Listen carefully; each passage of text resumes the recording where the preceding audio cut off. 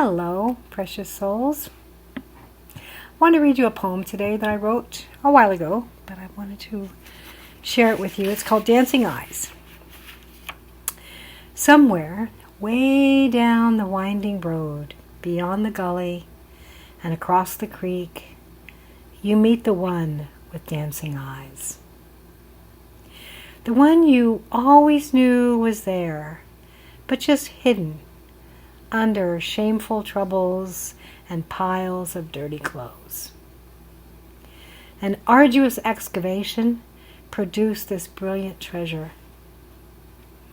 Now embrace this one, to be cherished forever.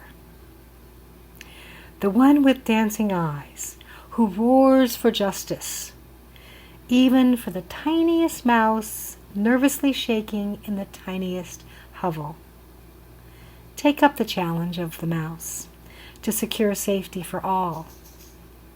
Hear the longings in that little pulsing heart, and let each beat grab you, pulling you into the whirlwind.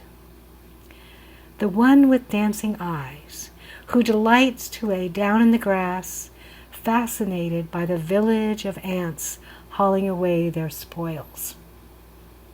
Plop down to be in awe of coordinated, industrious ants, marching in step with others.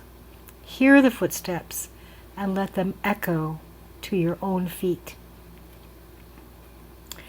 Do not turn away from the badassness of the one who rises up, taking flight, viewing everything from the clouds. The one with the dancing eyes, who has no boundaries wide enough to hold that much magnificence. Spread your eagle wings to soar, following the one to your own utopia, tasting freedom. Glancing in the mirror, see that it is your eyes that are dancing. So I always like to kind of do a debrief when I read a poem and just ask yourself maybe what stayed with you from the poem. What did you hear? What's your interpretation? If you have a journal, you can make some notes. And what do you see in your own eyes? Who's that behind those eyes? And I challenge you to try an experiment.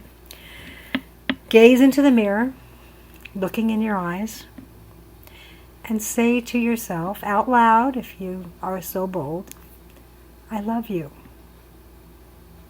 You matter to me. I cherish you.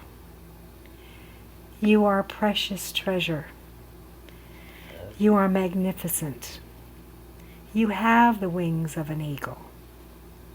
I love you, I really do.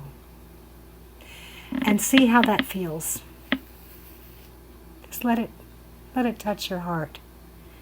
And if you don't mean it, then come do it again until you start to mean it. And when you believe that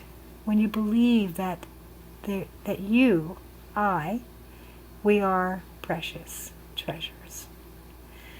And then the next part of the challenge, I guess I could say, is to see how do you take that to care for others. Once we love ourselves, it's so much easier to care for others.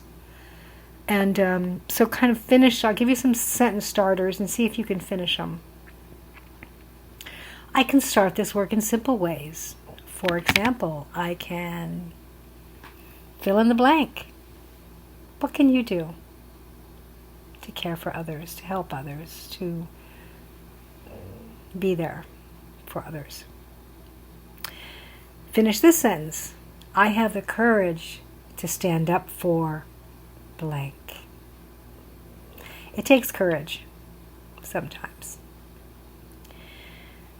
And then the third sentence, if I was given a huge grant to start an organization with a cause, the first thing that comes to mind is fill in the blank.